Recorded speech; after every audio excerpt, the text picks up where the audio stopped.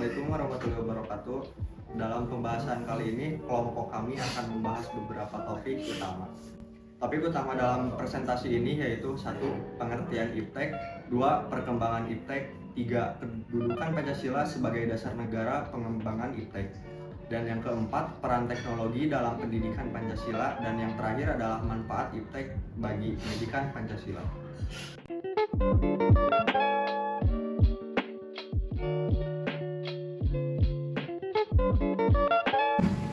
Pengetahuan adalah fakta atau kebenaran atau informasi yang diperoleh melalui pengalaman atau pembelajaran, disebut face theory, atau melalui introspeksi, disebut teori. Pengetahuan adalah informasi yang diketahui atau disadari oleh seseorang. Pengetahuan termasuk, tetapi tidak dibatasi pada deskripsi, hipotesis, konsep, teori, prinsip, dan prosedur yang secara probabilitas Bayesian adalah benar atau berguna. Pengetahuan juga diartikan berbagai gejala yang ditemui dan diperoleh manusia melalui pengamatan akal. Pengetahuan terlihat pada saat seseorang menggunakan akal budinya untuk mengenali benda atau kejadian tertentu yang belum pernah dilihat atau dirasakan sebelumnya. Contoh pengetahuan adalah ketika seseorang mencicipi masakan yang baru, ia mendapatkan pengetahuan berupa bentuk, rasa, dan aroma masakan tersebut.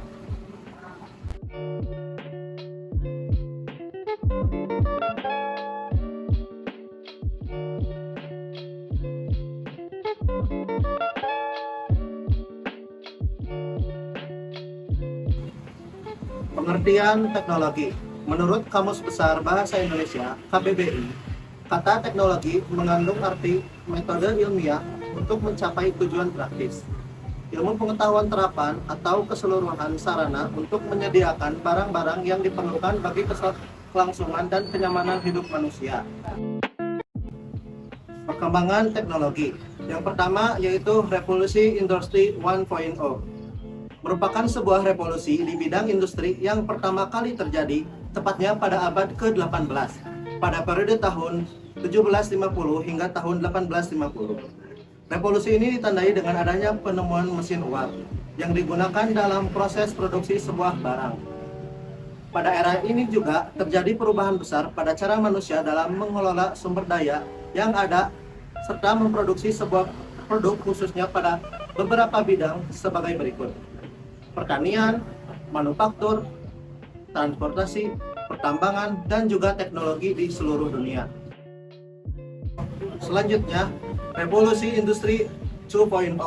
Kemunculan revolusi industri 2.0 terjadi di awal abad ke-20 yang dikenal dengan revolusi teknologi. Revolusi industri yang terjadi ini ditandai dengan adanya penemuan tenaga listrik yang membuat mesin uap yang tadinya sering digunakan dalam proses produksi semakin lama digantikan dengan adanya tenaga listrik tersebut. Namun, terdapat kendala yang dapat menghambat produksi yang terjadi di sebuah pabrik, yaitu permasalahan transportasi. Di akhir tahun 80-an, transportasi mobil mulai diproduksi secara massal. Namun, proses tersebut tidak membuat pembuatan transportasi mobil lebih disingkat dikarenakan setiap kendaraan yang ada harus dirakit dari awal hingga akhir oleh seorang perakit mobil.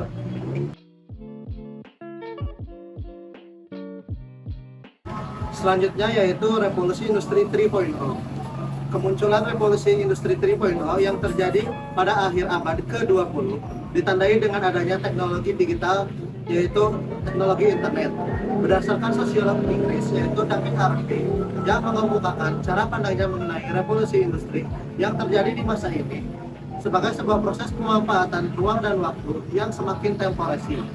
Jika dibandingkan dengan revolusi industri terdahulu, di mana revolusi industri 1.0 yang dipicu dengan mesin uap, revolusi industri 2.0 yang dipicu dengan adanya ban berjalan dan juga tenaga bangkit listrik.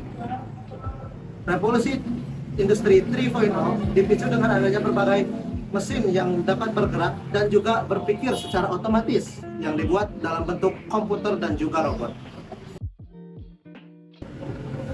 Dan yang terakhir yaitu revolusi industri 4.0 yang terjadi pada abad ke-21 yang merupakan sebuah revolusi di mana manusia telah menemukan pola baru dengan adanya kemajuan teknologi yang terjadi begitu cepat sehingga mengancam berbagai perusahaan yang lebih konvensional.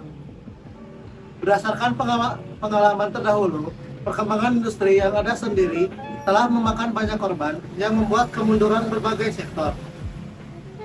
Menurut Kanselir Jerman, yaitu Angela Merkel, pada tahun 2014 yang menyatakan arti dari revolusi industri 4.0 sebagai sebuah transformasi komprehensif dari segala aspek produksi yang terjadi di dunia industri melalui penggabungan antara teknologi digital serta internet dengan industri konvensional.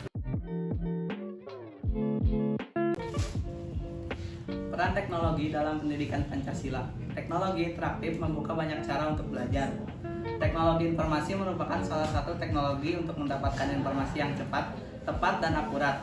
Teknologi informasi berkembang sangat cepat. Hal itu banyak mengakibatkan dampak positif maupun dampak negatif. Kita harus dapat meminimalisir dampak negatif dan memanfaatkan dampak positif sebaik-baiknya. Hal positif yang terjadi salah satunya adalah membantu pembelajaran pendidikan Pancasila dan kewarganegaraan, baik di sekolah maupun di luar sekolah, sehingga muncul istilah e-education atau e-learning. Semua hal dilakukan dengan manual, segera beralih menggunakan komputer.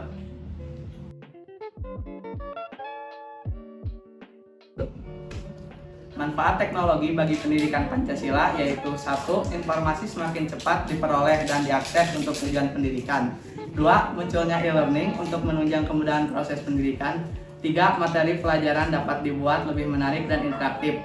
Dan yang terakhir yaitu 4. Pelajaran mudah memperoleh ilmu, pengetahuan, dan informasi.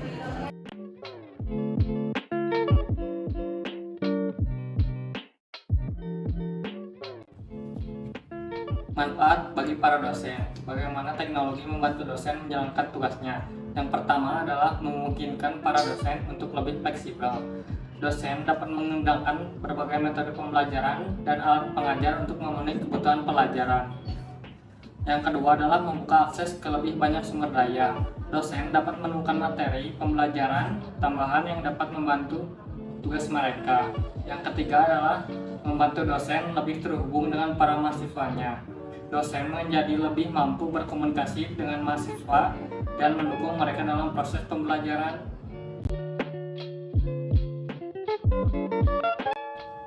Manfaat bagi mahasiswa. Bagaimana teknologi membantu para mahasiswa? Yang pertama adalah memungkinkan pengalaman belajar yang lebih personal. Mahasiswa lebih leluasa memilih metode dan alat yang membantu mereka belajar dengan lebih baik.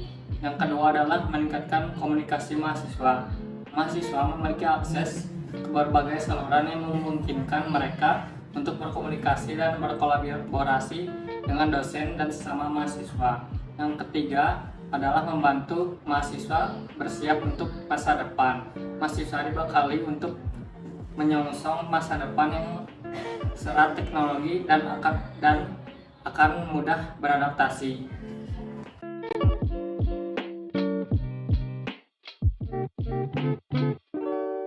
Adapun beberapa tujuan masa depan pembelajaran diantaranya yaitu 1.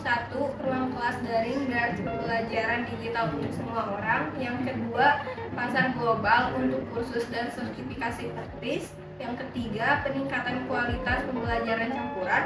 Yang keempat, naiknya permintaan terhadap program berbasis keterampilan. Yang kelima, investasi yang lebih besar pada teknologi interaktif dalam mengatasi kesenjangan digital. Menurut David Warlick, teknologi perlu ada di setiap kelas dan dikuasai setiap siswa dan guru. Karena ini adalah pena dan kertas zaman ini, dan inilah lensa kita untuk merasakan banyak hal di dunia. Teknologi memajukan siswa. Apakah ini masa depan pembelajaran? Teknologi pembelajaran jarak jauh sangat penting bagi pendidikan saat ini, dan kemungkinan akan tetap penting di masa mendatang saat kuliah menentukan cara terbaik untuk meningkatkan atau melangkah maju. Saat kuliah dapat menggunakan atau menawarkan kombinasi pembelajaran jarak jauh dan tetap muka.